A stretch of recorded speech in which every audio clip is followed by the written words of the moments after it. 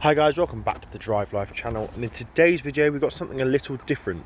I'm going to be sharing a clip with you from a BBC One TV programme called Close Calls on Camera, and in particular it's going to be me on that channel talking about my accident from January. Now, for those of you that don't know, I was involved in a head-on accident whilst driving to work in my BMW 1 Series, the car that started the channel, and this was picked up by the BBC, and they wanted to do a feature on it. So that was filmed back in July. It's now November and it's finally aired, so I thought I would share that with you guys now. Yeah, it's quite an interesting little thing. They've made it a bit more dramatic than it was, but you know, that's their job, isn't it? So let's get to it. I'll play the clip and we'll talk about it afterwards.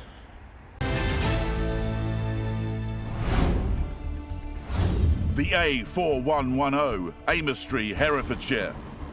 A dash cam records as a 22-year-old drives to work in the early evening.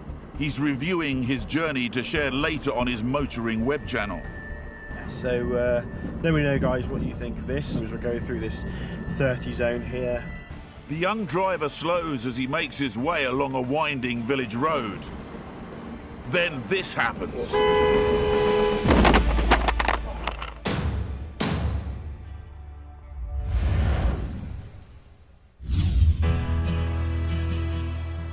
Leisure centre worker Zach lives in Leominster in Shropshire. He works part-time, but his full-time passion is cars. It's been that way since he was little. Being in the car was my favourite place to be. I'd always go places with my dad, and if there was anyone going out in the car, I was just going with them, just because I just enjoyed being out on the road. Zach decided to share his passion and recently started his own online video channel to discuss everything he knows and is still learning about motoring. Hi guys, welcome back to the BMW Guy YouTube channel. Today we're doing a requested video. It's going to be sort of more in depth, using the tripod, obviously not using that as a tool. It's taken off, and in less than a year he's clocked up more than 1 million views. It can be anything to do with maintaining cars, doing jobs on your car, different products. It was just cheaper for me as a student to fix it myself, and then I thought, well, I'd share that with people so they could do the same. It's grown into a sort of business now, which is really nice because it's something that I quite like to do long term. Zach's original career plan was to join the police. As a first step, he volunteered as a special constable, which is essentially a fully warranted police officer. I volunteer to help the community and respond to incidents. The first priority is always safety, and make sure that anyone who's in harm's way is removed from that position. But one evening it's Zach himself who's in danger and needing police help on what should have been a routine drive to work.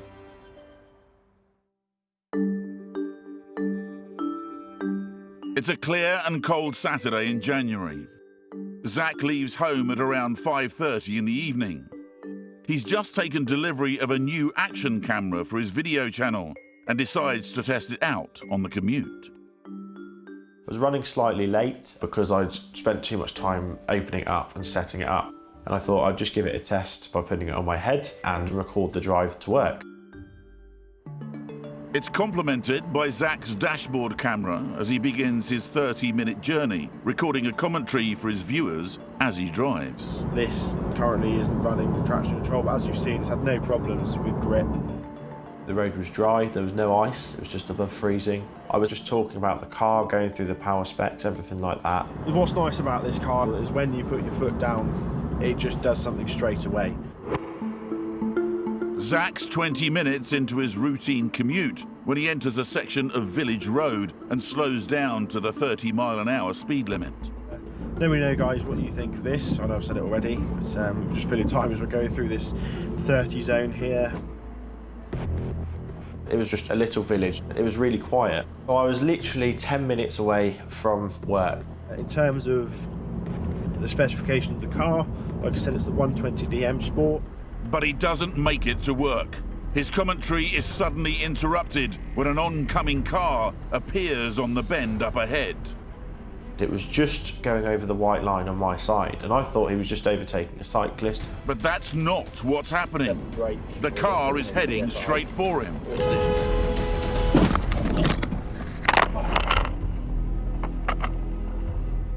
footage from Zach's head camera shows what happens. The oncoming car, travelling at around 50 miles an hour, veers across the road. I put the brakes on as hard as I could. I put my horn on, shut my eyes, and just hope for the best. The other car swerves left, but it's too late. The noise of the impact was horrible. Plastic crunching, the metal shearing off. Zach's car launches into the air and spins round. It comes to a stop sideways across the narrow road. Inside, Zach is shaken but conscious. His dash cam is still running as he gathers his thoughts. I sort of gave myself a check over. Nothing at that moment hurt. But when he looks through the shattered windscreen, he realises he's still in danger. All I could see was smoke and dust everywhere. Worried the car may be on fire, Zach tries to get out. But there's a problem. His door is jammed. The dash cam picks up Zach desperately trying the handle. I was totally panicking. I could feel that the handle was releasing, but I tried to sort of do it with my whole body and slam my way out of it, but again, that wouldn't happen. He turns side on and kicks at the door.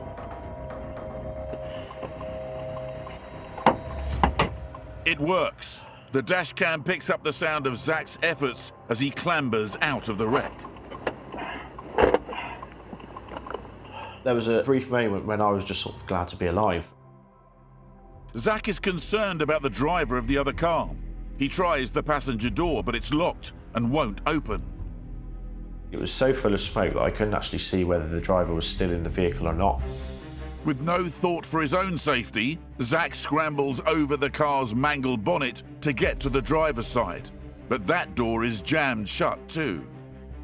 Well, I could see the driver and I could hear them coughing. And I was trying to get his attention by bashing on the window. I was shouting, "Are you okay?" And they were completely dazed, and I knew that I immediately had to get them out. Other cars stop, and motorists rush to help him. And they were also trying to get doors on the car open. Then the driver's door gives way. Inside is a man in his 60s. He's dazed, but conscious. And I asked him, "Are you okay?" And the first words that he said, "I'm so sorry, I must have fallen asleep." And I was glad that he was talking, to be honest. With Zach's help, the man crawls out of the battered car. Once he's safe, Zach calls 999. Part of the call is picked up on his dash cam. Police and ambulance vehicles are dispatched, and with the adrenaline wearing off, Zach starts to experience pain from the impact. I realised that my hip and my back were in a lot of pain, and my ankle as well, and then my knee. That was the most painful part, to be honest.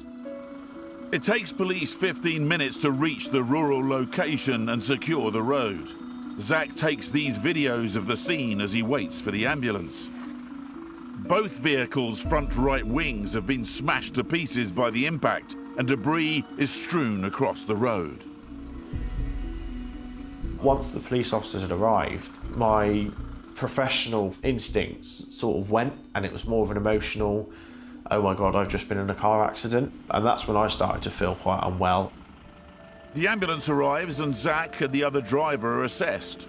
Remarkably, they've both sustained only minor injuries and are allowed home.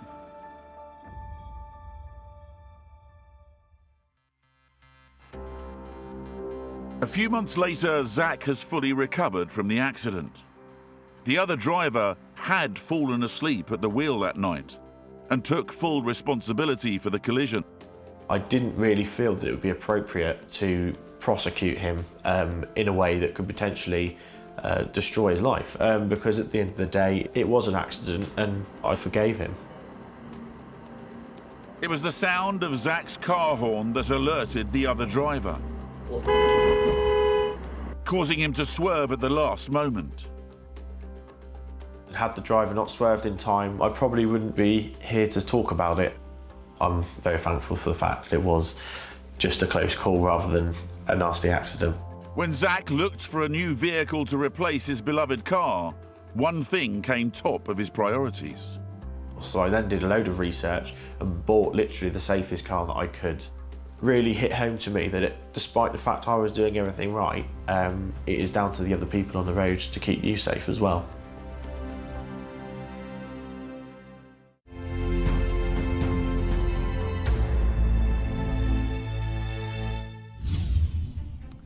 A good lesson there, not to drive when we're tired. Okay then, so you've seen the clip now. As you can see, it was quite an interesting bit of footage. It was shown on BBC One today. It's the 11th of November today. And yeah, I just thought I'd give my thoughts on it. It was quite an interesting experience being filmed. It was quite good, I think, to get the channel on sort of channel out there, and hopefully it'll help the channel grow.